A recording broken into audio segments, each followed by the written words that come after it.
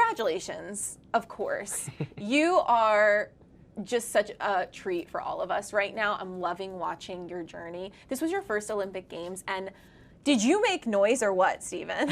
I think I did, and it was just such a fun journey to be on, and it was very unlikely that I'd make the Olympic team, so making it was a massive goal of mine, and being able to go out there and represent my country is just the dream. Aw, I love that. How would you describe the last few weeks?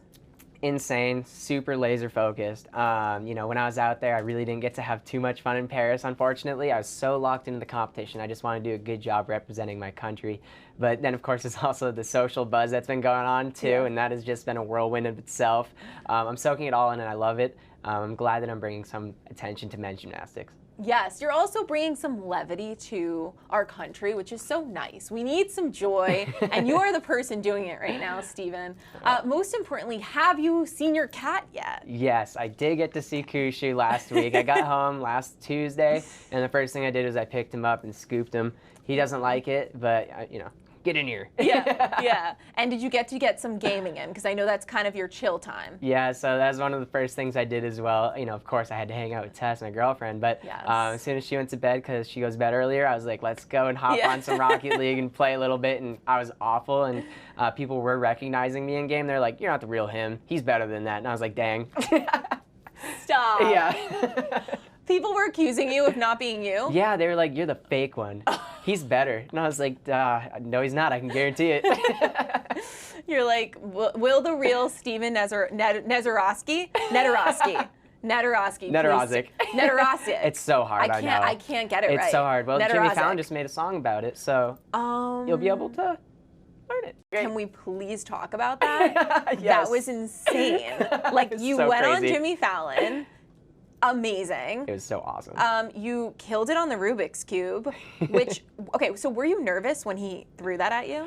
Definitely nervous, because Rubik's Cubes, I could either do a 20-second solve or a 10-second solve. Depends on what I get and if I fumble. So I was like, oh gosh, there's an audience here and the cameras are on. I have to do a good job. Yeah. But I was impressed with myself. You know, I did a good job. I hit like my typical average. I was just really hoping not to do any worse than that. Honestly, I was like wildly impressed. I knew that that was a secret skill of yours, but with Jimmy Fallon sitting there and a whole live audience, I would be like super nervous. Yeah, you know, but like the same way that I just competed at the Olympics, I was able to calm myself down and just do it. Yeah, I love it. So he also made a song about your name. Awesome. I mean, come on. So what was your reaction to that? Oh, that was incredible. And I didn't really know exactly what they had in store for me. So when they were like, we have a song for you, I was like, this is going to be crazy. And it was insane. It was an honor, honestly. I love it. I'm just living through this moment with you.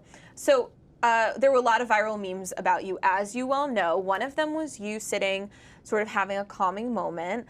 What is going on in that moment? Are you doing any kind of self-talk? What's your mantra? Yeah, so in those moments, you know, I'm doing my breathing exercises, got to get the heart rate down, you know, especially when time is going and your heart rate's going faster and faster, you got to just calm yourself down. And when I close my eyes there, I'm literally just visualizing my routine, going through every skill.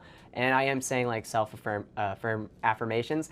You know, just like, you got this, you deserve to be here, you can do this. And what really kind of helped me a lot is, as I'm sitting there, my teammates, you know, right before I went, were like, Steve, we got your back, we trust you, you got this. That's like all I needed to hear. And I think I shot him a quick smile, and I was like, thank you guys. Oh, that's really sweet. They're the best. I mean, they really made the experience for me. Yeah.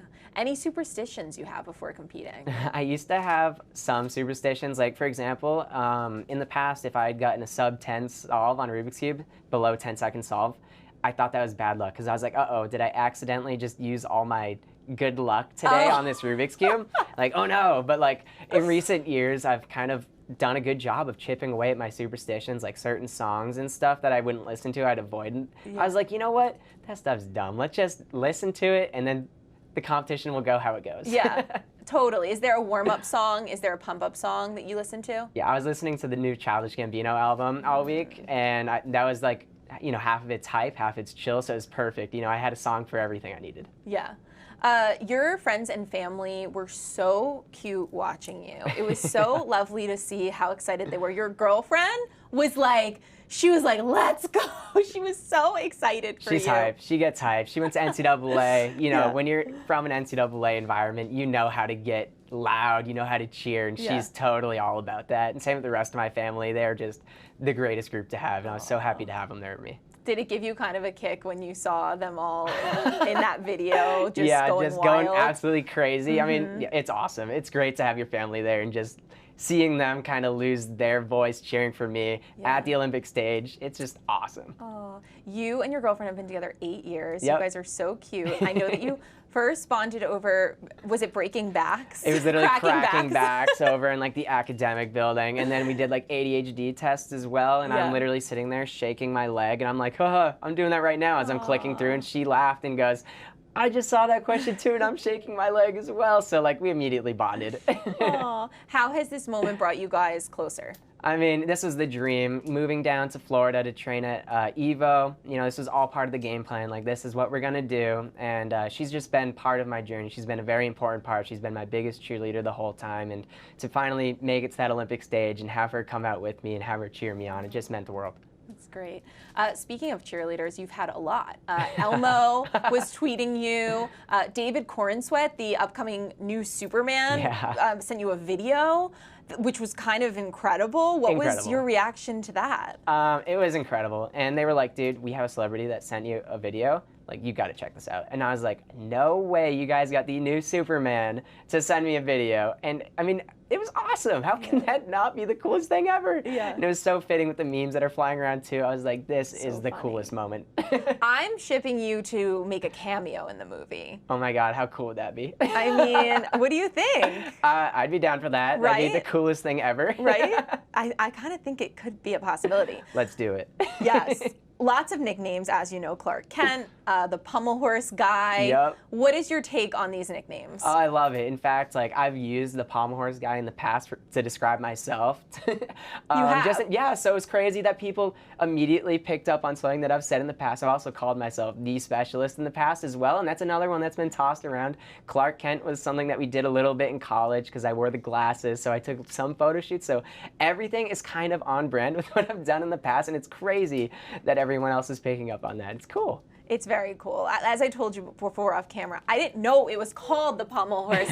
And watching Kevin Hart and Keenan react so funny to you, they're like, he's riding that horse. They were hilarious, the Stevie onesie.